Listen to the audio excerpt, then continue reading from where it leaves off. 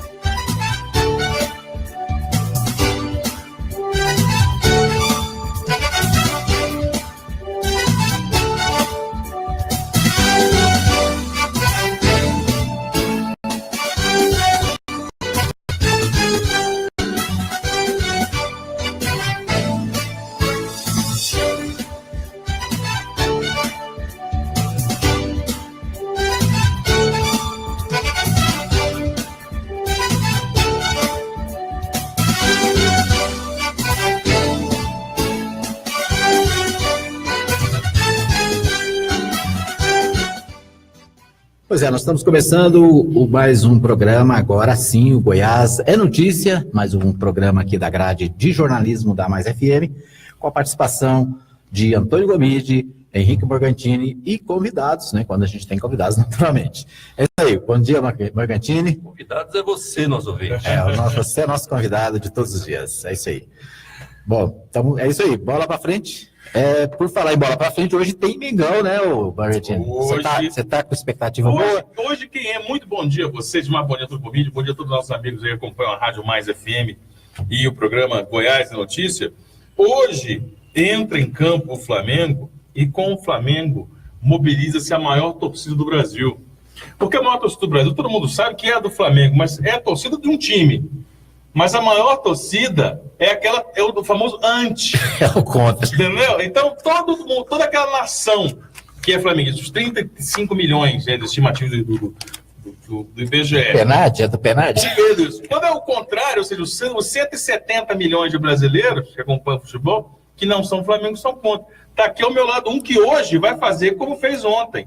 Mandou energia positiva do Grêmio e tal. Vai mandar energia positiva lá para o Flamengo. Bom dia, Antônio Gomide, não é isso? Bom dia, Morgantini. A pergunta que não quer calar. Já foi respondida. O Muralha vai jogar? O Muralha vai jogar ou não? Essa foi respondida já. Essa aí, o Rueda já falou que não é por aí. O quê? O Rueda falou que não é por aí. Não por aí o quê? O Muralha vai ficar mais tranquilo. Vai jogar ou não? Não, vai não. Não vai jogar? Que discriminação. É isso que eu falo. É por isso que ele não pode torcer.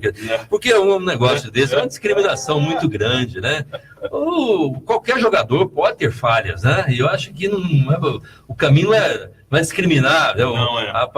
Um goleiro como esse tem família, ele tem, né, pessoas que precisam valorizá-lo, né? E chega num momento desse, que é uma final, onde um jogador tão importante como o Muralha fez com que pudesse, inclusive, colocar o Flamengo nessa posição. Agora o Flamengo e o time, né, não reconhece. Essa injustiça, né? Não, é muita, né? Então, assim, nós vamos lamentar, mas eu ainda vou assistir o jogo pensando que o Muralha vai poder estar ali entre nas quatro linhas e ali no meio daquele, para poder fazer aquelas grandes defesas que ele sempre ajudou o Flamengo, principalmente nesses últimos jogos, que foi fantástico. Esse é o sentimento, o desejo de toda a torcida do Júnior Barranquilla.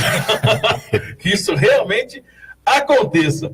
Mas como diz o outro, o meu amigo Edmar, como nós não temos a vida ganha, que o Muralha e o resto da turma tem, exatamente, vamos defender o nosso aqui, porque o nosso, inclusive, precisa muito da nossa participação, uma vez que Goiás tem uma série de assuntos e temas aí que podem ser debatidos, que nós queremos compartilhar com você que nos acompanha e pedir, claro, também a sua participação. Não se acanhe, não se aveste e participe com a gente através do Facebook, através da transmissão ao vivo que nós fazemos na página da Mais FM. Mande sua mensagem, seu comentário. Temos diversos assuntos para falar sobre a cidade de Goiânia e sobre o contexto nacional, com o impacto também no estado de Goiás. E, por falar em impacto, o principal deles aconteceu ontem e veio lá de Brasília, né, da Suprema Corte Brasileira, no momento em que o STF decidiu ontem, por 7-2, pela proibição da comercialização de produtos derivados do amianto do tipo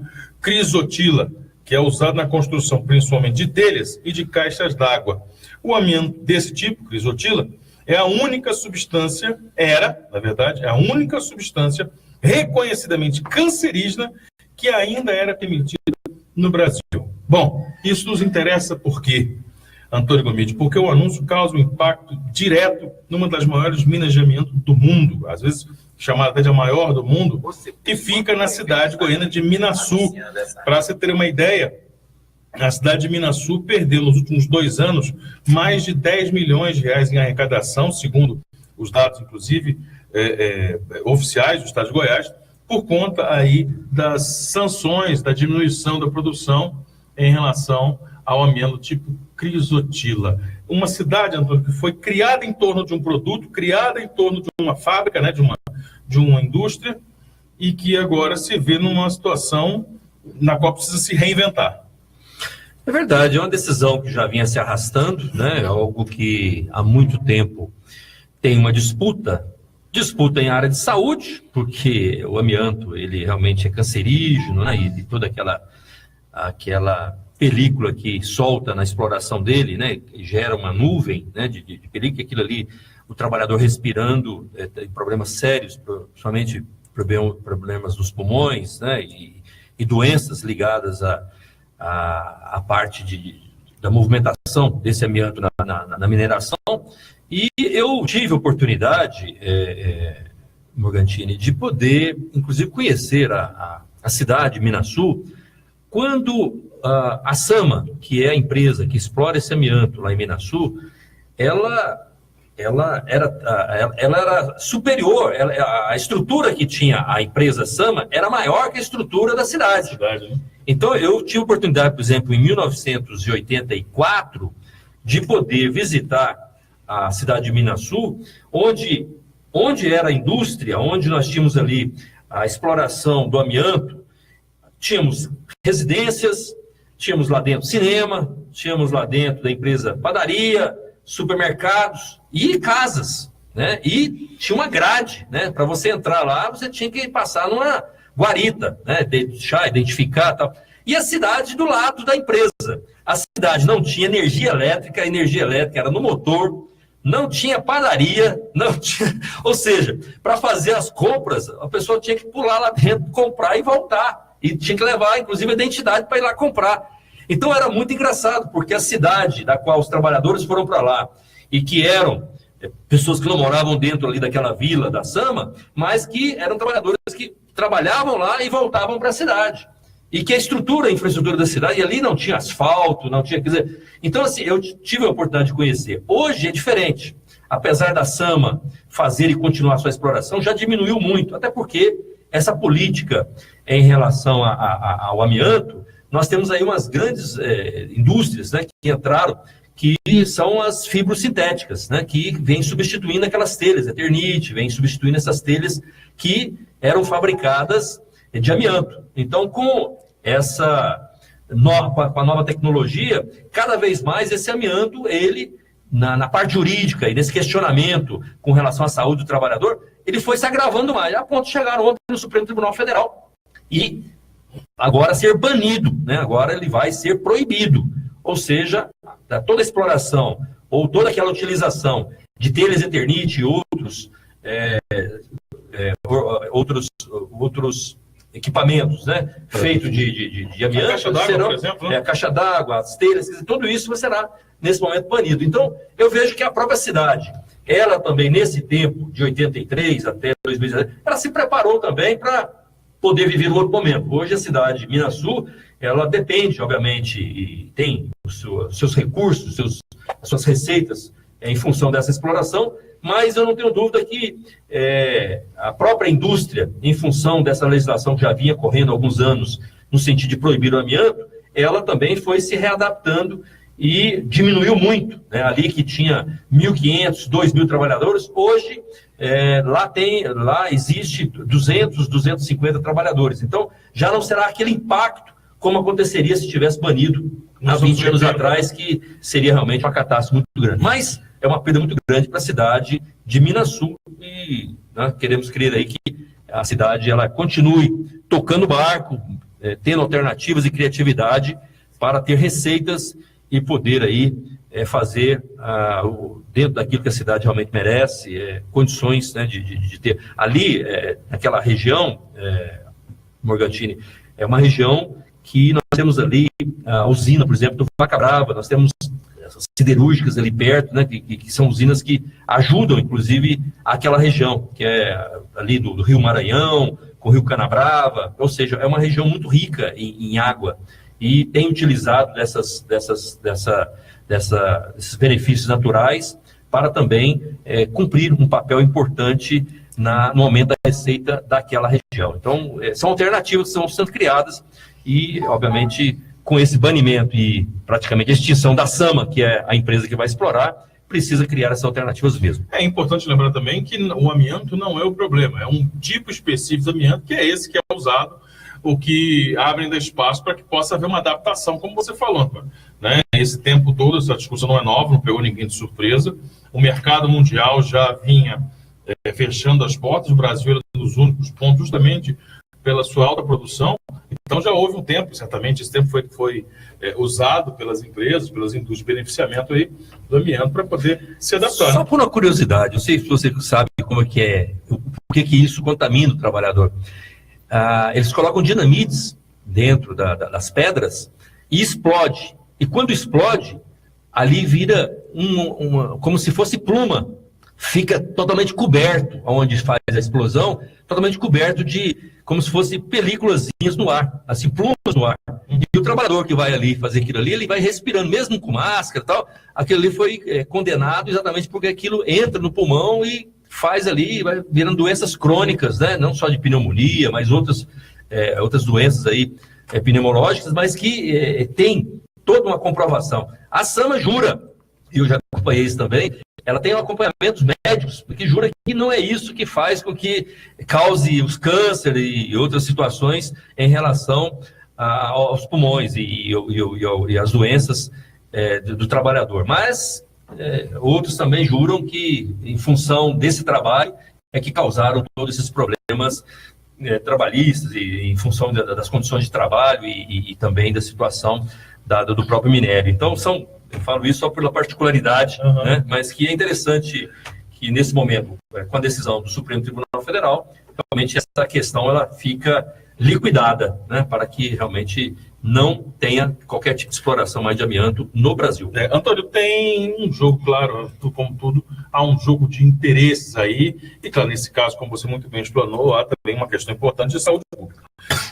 Agora, jogo de interesses também existe envolvendo os cartórios. Isso porque, e essa é uma decisão, né, essa, na verdade, é uma ação que pode se desdobrar numa decisão aí política com diversos desdobramentos para o Estado de Goiás, para Goiânia e para a população. Isso porque mexe com os cartórios, Antônio Comídio. O Tribunal de Justiça aprovou essa semana a orientação do Conselho Nacional de Justiça e hoje será oficialmente enviado à Assembleia Legislativa do Estado de Goiás um projeto que reestrutura os cartórios de Goiás e através de várias medidas, incluindo a mais preocupante delas aí para os interessados, ou seja, os donos de cartórios, que é a criação de mais 40 novos cartórios.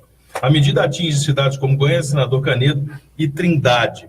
Há, obviamente, uma forte pressão dos cartórios em Goiânia e na região para que a proposta não passe. Isso porque, claro, com a criação de novos cartórios, há uma natural divisão dos lucros obtidos. Segundo um estudo feito, inclusive, divulgado pelo próprio Gilberto Barros, que é o presidente do Tribunal de Justiça do Estado de Goiás, há uma estimativa de que alguns cartórios de imóveis, por exemplo, têm um rendimento de 3 milhões de reais por mês em Goiânia. E só para o segmento de imóveis, os cartórios de imóveis, há a proposta de criação de mais 4 cartórios em Goiânia. Você dividiria aí essa possibilidade do indivíduo fazer o registro dos seus imóveis em outros locais.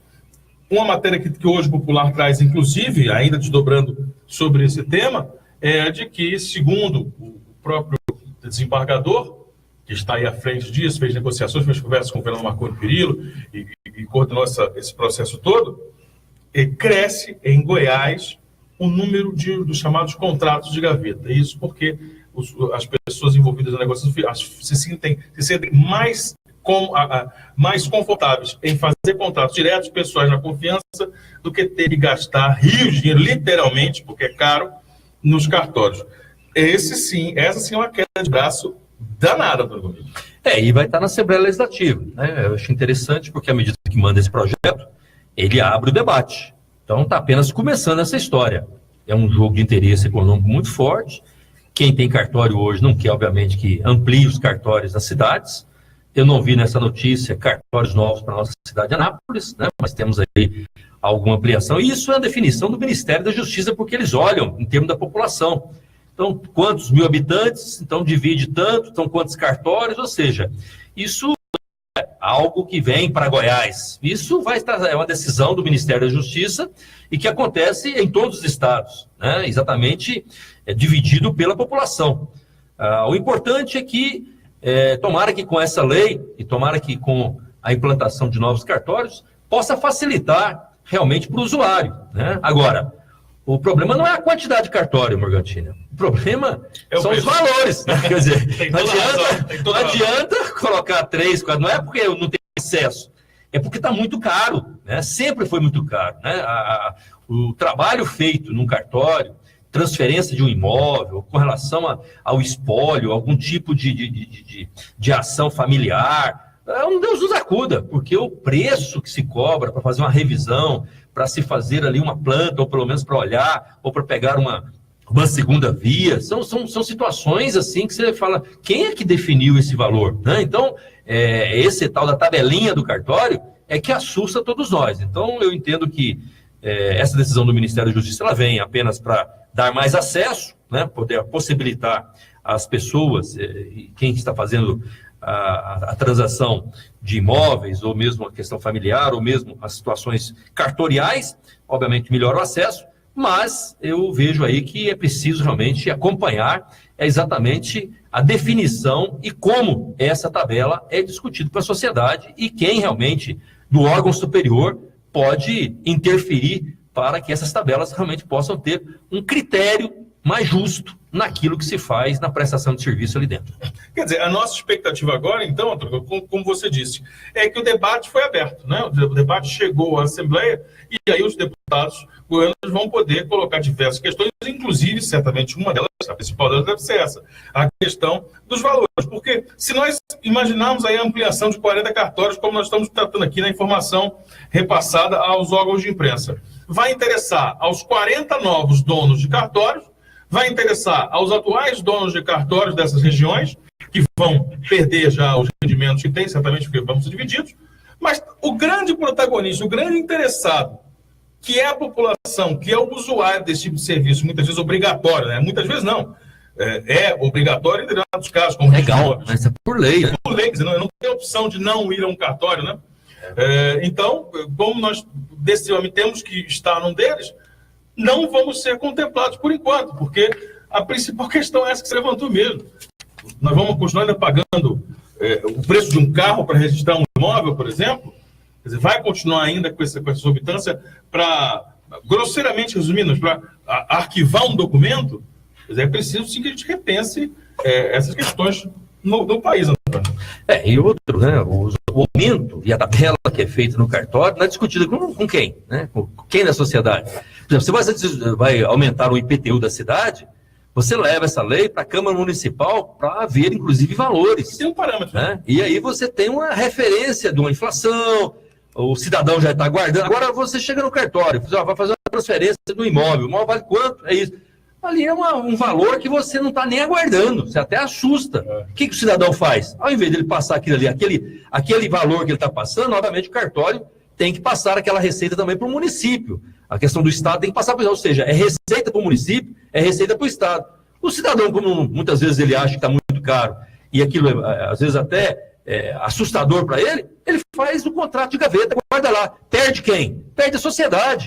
Perde o rapaz do cartório, o dono do cartório, claro que perde também, mas perde os impostos, as receitas que poderiam estar aumentando a receita do município para você investir na educação, na saúde, aumentar a facilitação, porque, eu vou dizer a você, a quantidade de contratos de gaveta que nós temos é exatamente para fugir dos preços que as pessoas que estão fazendo entendem que não podem pagar, né? E acham justo.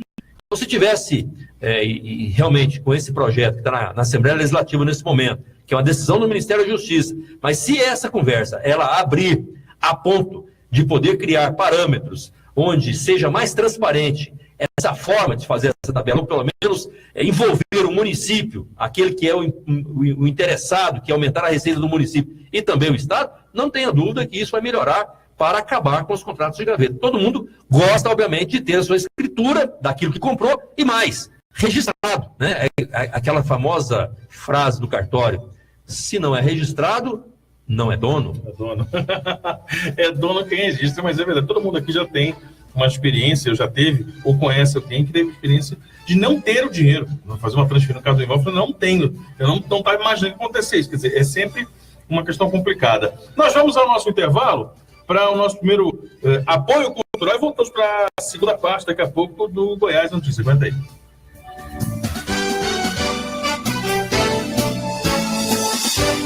Os principais assuntos do estado, você fica sabendo aqui. Goiás é notícia. Rádio Mais FM 87.9. É sua alegria todos os dias. Mais FM, apoio cultural.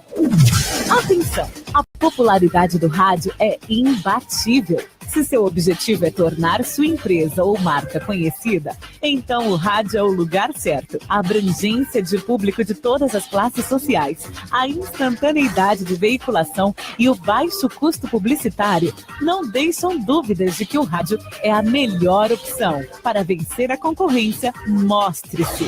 Propague suas ideias pelas ondas sonoras. Anuncie no rádio. Uma campanha da Mais FM. Tá na Mais. Tá bom demais. Visite a Igreja Batista Nova Jerusalém, Avenida Arco Verde 42, Lote 1, Jardim Arco Verde. Culto de louvor e adoração, domingo, às 19h30. Venha adorar a Deus conosco. Igreja Batista Nova Jerusalém, um novo estilo de vida. Poderoso, você aqui na Chipset Format. Eu mesmo. Como é que tá? Tudo bem? Mais ou menos. Eu estava aqui no Facebook e de repente o computador travou, tinha umas porradas nele achando que era alguma coisa ruim. E era? É vírus mesmo. E aí eu fiquei sabendo que aí na Chipset vocês cobram barato pra cá. Barato pra caramba. E tem mais, Poderoso. Formatação e limpeza de micros, consertos de computadores, instalação de programas, remoção de vírus, configurações, upgrade. E buscamos e entregamos seu computador em sua residência. Chipset Format. Sempre o melhor negócio. Rua 2, número 711, Jundiaí. Vila Industrial. Telefone WhatsApp 99369-5036. E-mail cpd.heg@hotmail.com. Programa Anápolis é Notícia. De segunda a sexta, a partir das 8 da manhã. As notícias da cidade. Participação dos atores que fazem a nossa história e a manifestação do ouvinte. Apresentação de Edmar Silva. Comentários de Antônio Gomide. Reportagens com Letícia Silva Nascimento e toda a nossa equipe. Programa Anápolis é Notícia. Você ouve aqui na Rádio Mais FM e na Rádio Nova Gospel. Mais FM. Turismo, translado, viagens, casamentos e eventos em geral. Precisa de van? Transmaster, transportando com responsabilidade e segurança. Ligue agora mesmo e fale com Gleides. Fone 62 98575 4992. Nova Gospel, Nova Gospel. Agora você tem uma nova opção de rádio na internet, onde você estiver, a qualquer hora, em qualquer lugar. Você fica ligado na Rádio Nova, Web Rádio Nova Gospel, www.radionovafm.org. Nós anunciamos Jesus. Mercadinho Oliveira deseja a todos os seus clientes um Feliz Natal. Uma data para refletir e analisar o verdadeiro sentido de nossas vidas, pois um dia nasceu o Redentor. E para festejar, a cada R$50 em compras você ganha um cupom. E no dia 24 de dezembro vamos sortear para você, cliente, um fogão, um micro-ondas e um liquidificador. Participe! Aqui você encontra tudo que precisa, produtos de qualidade e os melhores preços na região. Aceitamos cartões de crédito e dividimos em 2 vezes sem juros a sua compra. Mercadinho Oliveira. Endereço, Avenida Principal, quadra 33, lote 22, Setor Sul. Fone 3314-4336. Mercadinho Oliveira, o cliente em primeiro lugar. A Farmácia Arco Verde também é farmácia popular. Medicamentos para diabetes e pressão de graça. Farmácia Arco Verde, medicamentos e perfumaria. Descontos de até 90%. Aceitamos cartões Visa e Mastercard. Teleentrega 3314-6111 ou 9121-0821. Avenida Arco Verde, número 630, Jardim Arco Verde. A sua saúde em primeiro lugar. Participe do 7º aniversário da Igreja Batista Nova Jerusalém, dias 2 e 3 de dezembro, às 20 horas. As mensagens serão com o pastor Jean Carlos, da Comunidade Batista Sal e Luz. Participação especial da cantora Késia Queiroz. Quero te ver, sim, te conhecer. Igreja Batista Nova Jerusalém, 7 anos de grandes vitórias. Avenida Arco Verde, quadra 2, lote 1. Venha adorar conosco. Apoio Cultural, Rádio Mais FM e Web Rádio Nova Gospel. Mais FM, apoio cultural. Mais FM, Anápolis. Programa Goiás é notícia. Edmar Silva, Antônio Gomide.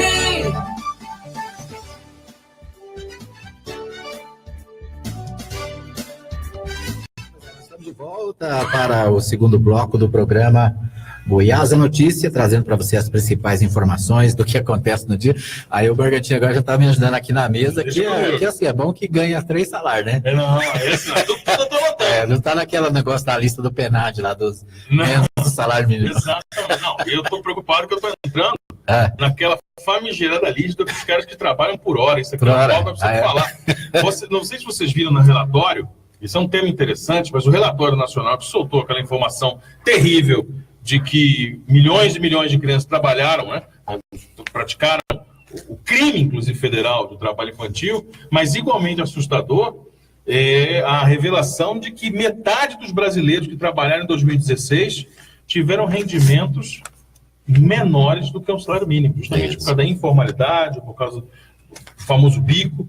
Aí vocês imaginem agora, 80 milhões de brasileiros tiveram a média de R$750 em 2016. 80 milhões de brasileiros. Agora imagine essa realidade de 2016, aplicada em cima dela a tal da flexibilização, que é uma balela, um termo desse, né? É o fim, é a suspensão da legislação trabalhista que garantiu a defesa e as garantias mesmo do trabalhador. Porque aí você vê as grandes redes agora oferecendo emprego, Antônio Gomide, por hora, e o valor hora, né, do trabalho é de R$4,45. Antônio Gomide, eu com essa barba que eu estou aqui, e uns 2 dias sem tomar banho, um dia e meio sem tomar banho, se eu ficar na Goiás, por hora eu tiro mais de R$4,45 se eu pedir. A mendicância, é uma piada, mas é porque é uma tragédia. A mendicância rende mais do que você prestar serviço numa grande rede dessas de loja de apartamento que oferece R$4,45 por hora. Para atingir o salário mínimo, o ex-governador Tasso Jean fez essa conta no programa do Mário Sérgio Pontes da Globo News. Ele tem que trabalhar 10 horas por dia. É isso que eles querem. Quer dizer, isso, segundo ele classificou o Genro, é trabalho análogo à escravidão. Não, e eu acho mais gritante é você dizer que um acordo coletivo, ele sobrepõe a lei. Quer dizer, como que uma reforma trabalhista, onde você pode fazer um acordo passando por cima da lei, é o mínimo para poder dizer que você não tem direito nenhum. Porque se você está precisando do emprego, está lá 6 meses desempregado, chega para uma empresa que tem lá uma vaga que você pode ocupar, o cidadão abre mão dos direitos garantidos por lei, que está lá na CLT há muito tempo, para um acordo que ele está fazendo com o patrão, e aquele acordo porque ele está necessitado, porque ele está apertado, porque ele precisa daquele emprego, porque ele tem 6 meses que ele precisava botar uma renda na família lá, o filho está lá, o aluguel está atrasado, o filho está com a mensalidade atrasada, ele vai entregar tudo para poder trabalhar 10, 12, 14 horas, hora extra, ou seja, suspende os direitos dele trabalhista, porque ele fez um acordo com aquela pessoa, com aquele patrão. Quer dizer, olha o absurdo que chegou a reforma trabalhista.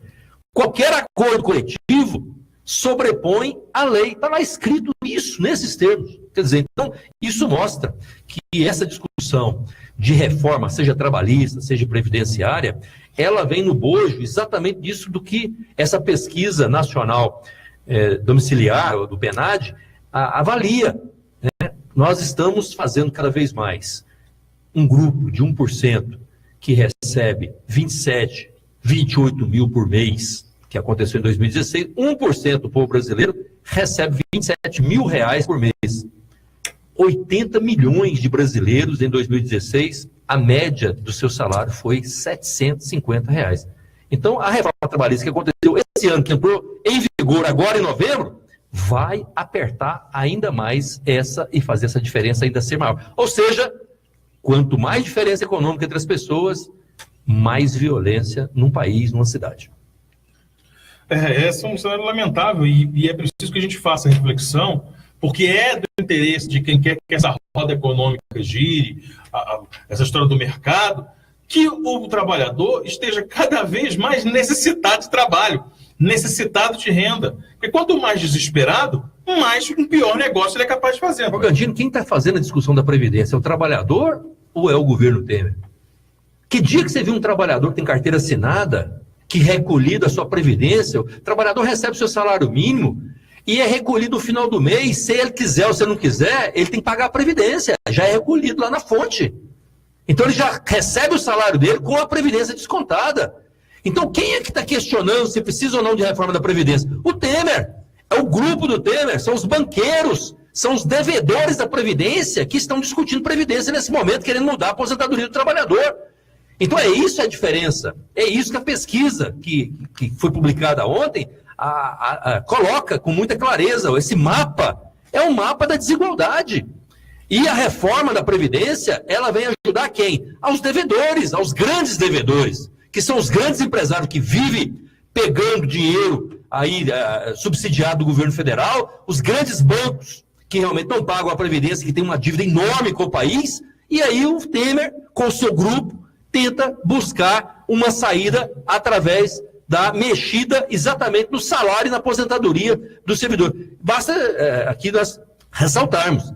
Esse ano 2016, o presidente Temer conseguiu diminuir R$16 no salário mínimo, que estará entrando em vigor no dia 1º de janeiro. Por quê? Exatamente na política de fazer a recessão, e quem tem que pagar o preço, mais uma vez, é o trabalhador. Esses 80 milhões aqui, que já recebiam menos de um salário mínimo. Muito bem. De Pontalina chega uma notícia que nos causa pelo menos uma certa invejinha, Antônio Bombilho. Vamos a um exemplo lá em Pontalina. Isso porque se Anápolis não consegue, Pontalina sai na frente. Por lá, o prefeito Milton Ricardo apresentou nesta semana, o projeto para a criação da Guarda Municipal. E teve lá o apoio do Ministério Público, da Polícia Militar. O prefeito foi pessoalmente até a Câmara defender o projeto, apresentar os detalhes e, claro, pedir o voto da Câmara Municipal. Enquanto isso, na cidade de Anápolis, nós acompanhamos aí nas sessões de segunda, terça e quarta-feira esse longo debate, inclusive com a participação dos vigias, dos servidores municipais de carreira, concursados, que precisaram fazer uma manifestação para conseguir espaço no projeto prometido pelo prefeito Roberto Naves e que sequer ainda foi apresentado. Pontalina consegue fazer política e organizacionalmente, o que o prefeito Roberto Naves não deu conta, não. Esse debate foi um debate interessante da cidade de Anápolis essa semana, né? Na segunda, na terça, na quarta, na Câmara Municipal, presença, como você disse, Morgantini, dos vigias municipais que vêm, né, e buscam uma alternativa para que eles possam ocupar esse programa que o prefeito disse que vai implantar. O prefeito foi eleito falando que iria implantar a Guarda Municipal. Então, a população está aguardando e os vigias do município, obviamente, estão buscando um artifício junto à lei, uma garantia jurídica para poder ser chamado, ou pelo menos entrar nesse quadro de servidores dentro da Guarda Municipal. Obviamente, essa é uma resposta que o prefeito precisa dar, ele não se pronunciou ainda, mas, como você disse, cidades aí menores já estão dando exemplo, né? Já estão se movimentando e Pontalina sai na frente. Então, parabéns, prefeito, o senhor que prometeu a Guarda Municipal e já no primeiro ano já aí criou as condições de instalar. Aqui em Anápolis, prefeito de Pontalina, nós estamos ainda aguardando a decisão do prefeito Roberto o Novo. Roberto, nós pode ir lá pegar uma consultoria tranquilamente com o Milton Ricardo, prefeito de Pontalina. Entre os diversos filhos ilustres da nobre Pontalina, sabe quem é filho de Pontalina e deve estar hoje comemorando a peça de mano? Quem? O gremista, ídolo gremista, Paulo Nunes. Paulo Nunes. Paulo Nunes está de Pontalina. Então, nossos parabéns aí a Paulo Nunes, a Pontalina, ao prefeito lá de Pontalina e a população. E aos gremistas. E aos gremistas. Que hoje estão comemorando muito. Eu pensei que a hora que você falou população gremista. A nação gremista, até apenas iremos, aquela coisa. Já que você falou do Grêmio aí. Vamos ter que ir a pé, Edmar, só para concluir, lá para os Emirados, porque o hino dele diz isso, né? Até a pé nós iremos, tá onde o Grêmio estiver. E agora a final, a semifinal lá do título mundial. Vai ter que ir a pé até lá. Vai ser em Dubai. Mas diz aí. Não, mas é que o pessoal da MP Mesas aqui, depois eu colocou um negócio aqui no Facebook que eu não tinha visto. Ele diz #Flamengo. Significa que Flamengo, quer dizer isso? Já está na torcida. Já está na torcida. A nação já está movimentada. Então, antes de ir para o intervalo, uma outra informação, essa vinda de Catalão. Catalão também nos traz uma alvissareira, uma boa notícia na área da saúde. A gestão municipal por lá construiu uma UTI neonatal dentro do Hospital São Nicolau, que deve ser inaugurada já no próximo mês de janeiro. Né? Essa é uma mostra de que a gestão, seja com o orçamento que tiver, na semana passada nós falamos aqui que o prefeito de Pereira reclamava do limitado orçamento, mas tendo planejamento, consegue realizar na saúde e render bons resultados. Isso no primeiro ano de gestão, enquanto aqui a gente vê só calamidades, só cortes na saúde, cortes na educação, cortes no servidor, você pega algumas cidades de potencial menor. Catalão é uma cidade muito importante do estado de Goiás, mas não tem o orçamento, não tem a população que tem a cidade de Anápolis, mas já consegue implementar inovações. Precisa buscar no governo federal condições, né, de fazer implementações na área de saúde. Nós sabemos que uma UTI neonatal, assim como quando nós estávamos na prefeitura, ela foi instalada onde no município? Dentro da Santa Casa. Aquilo ali é verba federal. Então é importante que a gente possa ter as condições necessárias de buscando essas pontes, esses caminhos, essas ferramentas para poder Anápolis ganhar cada vez mais e fazer com que ela possa prestar melhor serviço, principalmente a saúde. Agora, o grande problema que nós temos, e aí, nesse sentido, Catalão busca o exemplo já no primeiro ano de governo do prefeito na área de saúde, é exatamente essa flexibilizar olha, se essa palavra está em moda, meu amigo, vamos criar as condições necessárias de criatividade, de melhorar, conversar com todo mundo, dialogar, ou seja, abrir portas, porque esse momento de grande crise econômica, o governo federal precisa acenar para os municípios. E é por isso que eu dizia aqui, Morgantini, no primeiro instante, hoje o ministro das cidades é o ministro da cidade de Anápolis. Eu ainda não vi uma visita do prefeito ou do ministro à prefeitura para poder buscar essas alternativas. Por exemplo, uma delas é essa área da saúde. O ministro da saúde hoje, qual é o olhar dele para a nossa cidade? Quais são os grandes projetos que nós temos implantados nesse ano de 2017 dentro da cidade de Anápolis na área de saúde? Não tivemos. Então, a notícia que vem de Catalão, no sentido da inauguração de uma UTI neonatal, não tenho dúvida. Isso foi conquista que o município fez até o Ministério do Governo Federal e, obviamente, abrindo portas junto ao Ministério da Saúde, conseguiu levar uma obra importante e um benefício à prestação de serviço melhor na área de saúde. Anápolis ficou devendo o ano de 2017 na área de saúde para o nosso cidadão. Nós vamos voltar sobre esse assunto, é fundamental que a gente volte esse assunto. Vou deixar uma pergunta aqui, Antônio Mídio, porque a impressão, não sei se você concorda, a impressão que dá é que Anápolis está isolada politicamente. Parecia que haveria uma grande articulação pela cidade de Anápolis, dada a ligação do prefeito com o deputado federal Gilveira Arantes, com grande participação lá dentro do governo Temer, no Congresso Nacional, mas parece que acontece o contrário. Anápolis está cada vez mais isolada. O ministro já esteve em Goiânia, porque o Íris já empurrou nele lá a história do BRT, já tem articulação, e Anápolis, que é a cidade sede, cidade base do ministro, sequer foi lá, o convidou, quer dizer, promoveu uma agenda política para tentar encaixar projetos. Estaria Anápolis politicamente? A pergunta que eu deixo para você, Antônio Gomide, depois do nosso apoio cultural, você vai respondê-lo.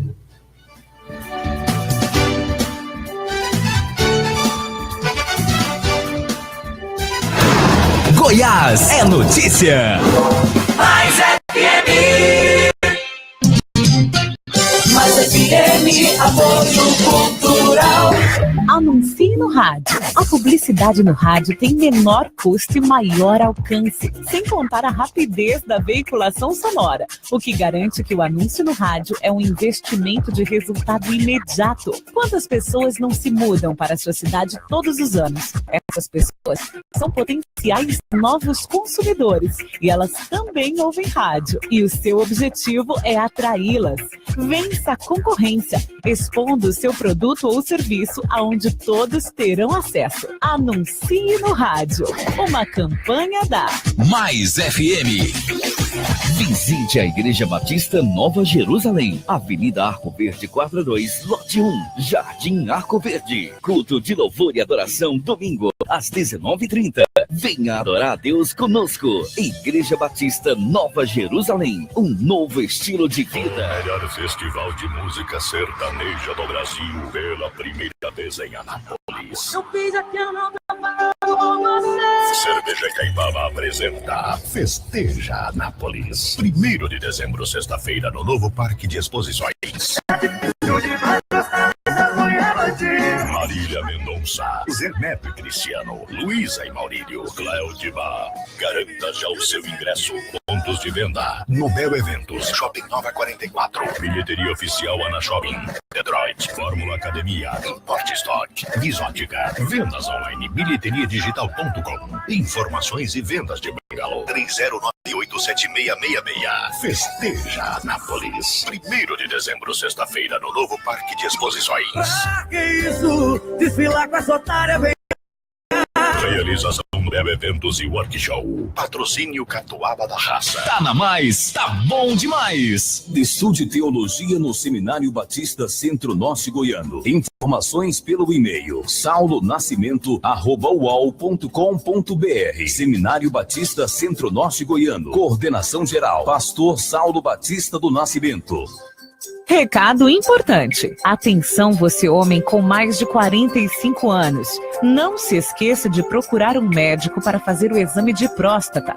Quem não se atenta para a sua saúde, arrisca a própria vida. Esteja consciente disso e previna-se. Um diagnóstico precoce lhe dará 90% de chance de cura. Por isso, não há o que temer. Homem de atitude é homem que se cuida. Esteja em dia com seus exames e aproveite a vida em paz. Novembro Azul. Eu apoio essa causa. Uma mensagem da Mais FM. Mais FM, apoio cultural. Nada mais, tá bom demais. Mais FM. Estamos de volta com mais informações para você no Goiás é Notícia. Edmar Silva. Antônio Gomide. Pois é, nós Estamos de volta para o terceiro e último bloco do programa Goiás é Notícia. Goiás é Notícia, todas as quintas-feiras, a partir das 9 da manhã. A gente está aqui comentando os fatos do que acontece no nosso estadão de Goiás, né, no centro-oeste. É verdade. Edmar, eu deixei uma pergunta aqui no ar para o Antônio Gomide sobre o isolamento. O Anápolis, a impressão que dá é que Anápolis vive o isolamento político. Nós falamos agora, o Antônio Gomide ponderou sobre Catalão, revelando bastidores de como Catalão conseguiu a verba para a sua UTI neonatal, que já começa a funcionar na cidade em janeiro, ou seja, fruto do primeiro ano de um trabalho de articulação. Falamos sobre o trabalho do prefeito Miguel em Pontalina, e Anápolis parece que só está cortando, diminuindo, encolhendo. E eu pergunto, falta articulação? Anápolis está isolada? A prefeitura, a gestão administrativa está isolada, Antônio Gomide? Eu não vejo dessa forma, não. Sinceramente, Morgantini, eu acho que a questão é a gestão, é a equipe, é o jeito de pensar a cidade. Você precisa, obviamente, ter articulação política, fazer com que as verbas, as receitas cheguem, e, obviamente, Brasília é fundamental. O governo do Estado é fundamental. Mas, à medida que você vê uma declaração do prefeito, nesse momento, no jornal, na coluna Giro, do Jornal Popular, dizendo, olha, nós estamos aqui querendo indicar alguém para a chapa, e reclamando que não está chegando verba, mostra que existe aí uma forma de, até a palavra chantagem, para que o governador olhe um pouco mais. Mas não é, se está andando junto, está andando junto. Se não está andando junto, meu amigo, precisa ser pelo menos honesto com a cidade de Anápolis. Dizer, olha, nós estamos em dificuldade, eu pedi isso e não fui. Mas fica assim, escondido, né? O governador esteve aqui, o vice-governador esteve aqui em Anápolis, prefeito frente a frente com o vice-governador, não cobrou nada. Adianta ir o jornal falar que está emburradinho? Não adianta. Então eu percebo que essa articulação com os deputados federais, com os senadores, com os ministros, o prefeito precisa arregaçar a manga e buscar as verbas, buscar as emendas parlamentares, buscar... Por exemplo, nós estamos aí com o Alexandre Baldi, é ministro das cidades. Ele é responsável, por exemplo, para as verbas para ampliar a estação de tratamento de água e esgoto da nossa cidade. Aquela famosa ETA, Estação de Tratamento de Água, que até hoje não saiu do papel lá da Saneago, de onde vem esse dinheiro? Do governo federal. Quem que é o ministro hoje que pode soltar esse dinheiro? O ministro da cidade, chamado Alexandre Baldi. Então, se eu sou prefeito, o que nós podemos estar fazendo? Chamar o Alexandre Baldi aqui e falar, Alexandre, você enquanto ministro, você vai ficar 2 dias, 3 dias, você vai ficar 1 mês, você vai ficar 3 meses. Olha, a primeira coisa que nós precisamos para Anápolis é você liberar aquele dinheiro para a Saneago fazer a estação de tratamento de água na nossa cidade. Pronto! Essa seria a primeira ação política que o prefeito poderia estar fazendo para quem? Para o ministro. O Íris, esperto como é, tem lá um BRT. O mesmo efeito que o BRT faz hoje para Goiânia, para concluir uma obra que está lá inacabada, lá no meio da cidade, é o efeito do tratamento da água que tanto tempo, 30 anos, que o governo Marconi Perillo não deu conta de implantar na nossa cidade, só com promessa. Então é isso que falta, Morgantino. Essa vontade de arregaçar a manga e de enxergar para que a equipe possa ajudar ele a dar um passo adiante, principalmente no envolvimento político. Não é ficar cobrando cargo. Ah, eu queria lançar o vice do PTB. Ah, o Jova... Não, isso aí é muito pouquinho. A cidade de Anápolis não quer ver isso, porque isso aí não rende nada para a cidade. Não rende segurança, não rende saúde, não rende nada. Agora, render é você articular a política para trazer recursos. É quando você faz um Parque Ipiranga, é quando você faz asfalto na cidade toda, é quando você faz casas populares. De onde vem esse dinheiro para fazer casas populares? Articulação do governo federal. De onde vem para fazer parques ambientais? Articulação do governo federal. De onde vem recurso para você implantar e melhorar um SAMU? Do governo federal. Então, essa articulação, ela é fundamental. Não pode sair de Brasília, tem que arregaçar a manga e ter Brasília como uma meta para buscar recurso, e isso é possível.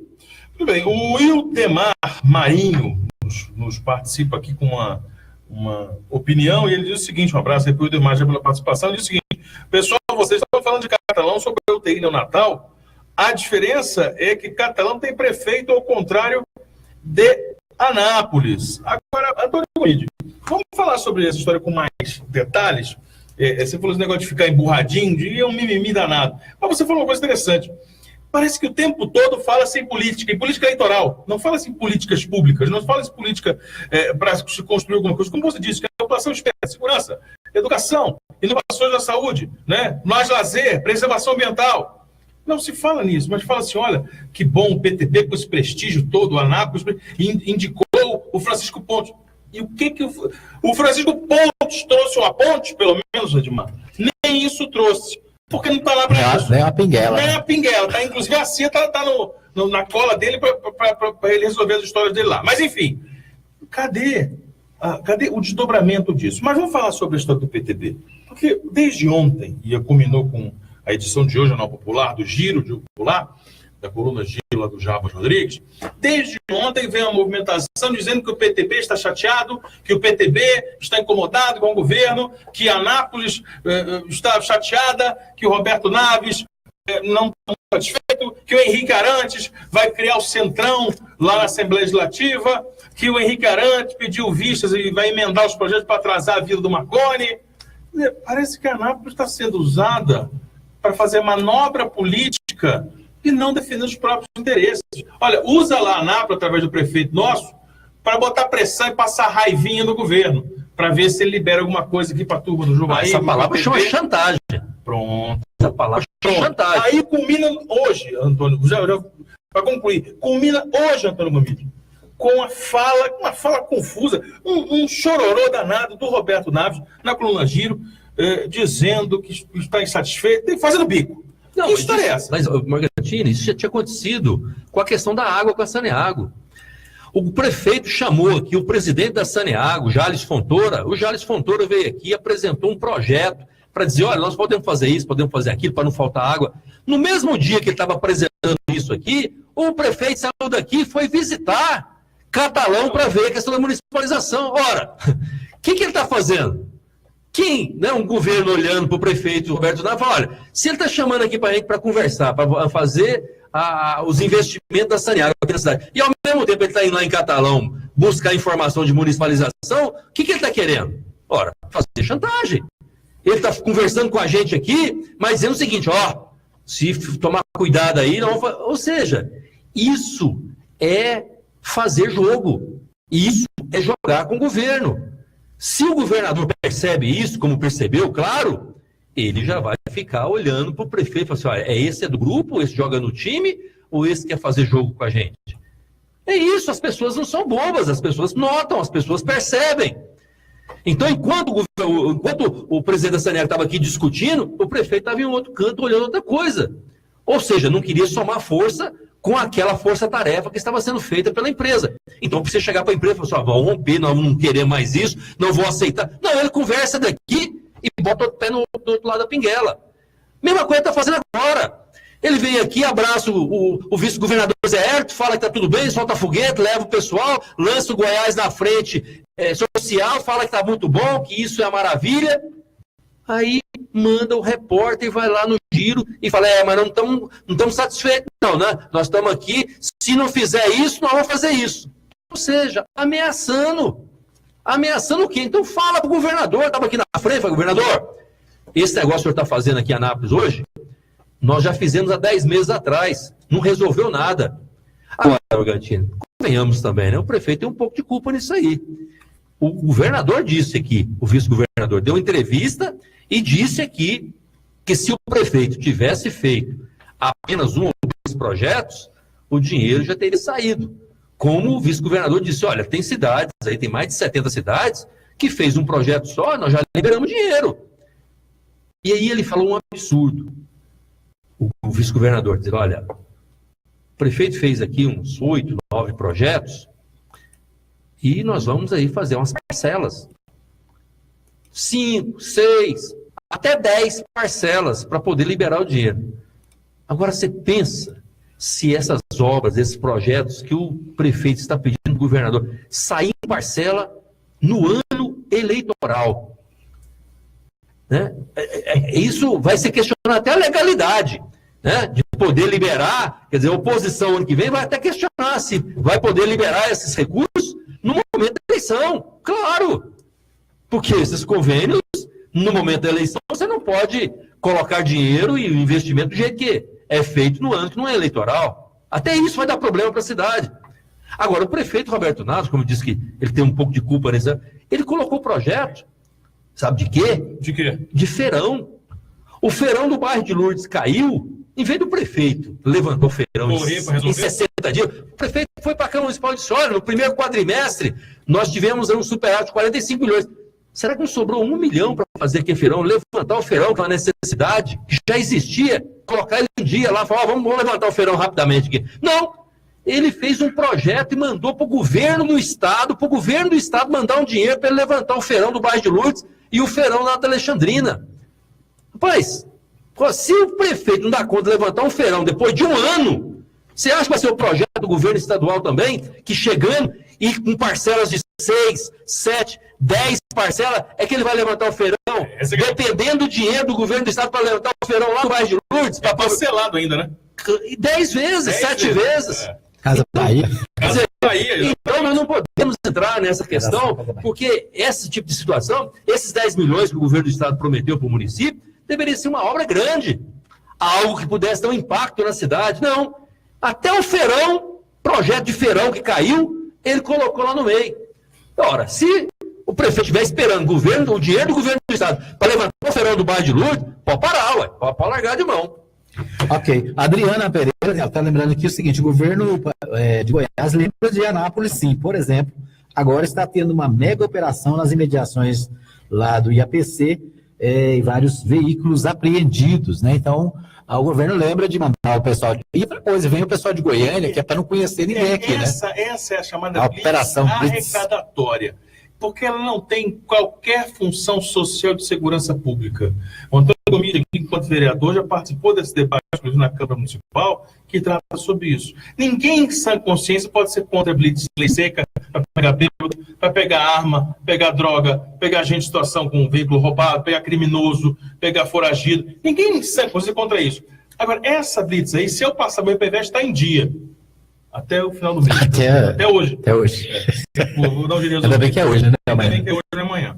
Mas se eu passar lá agora, eu posso estar com a helicóptero lá do Perrela, 500 quilos de cocaína, eu posso estar com uma arma, com fuzil, com o que eu quiser.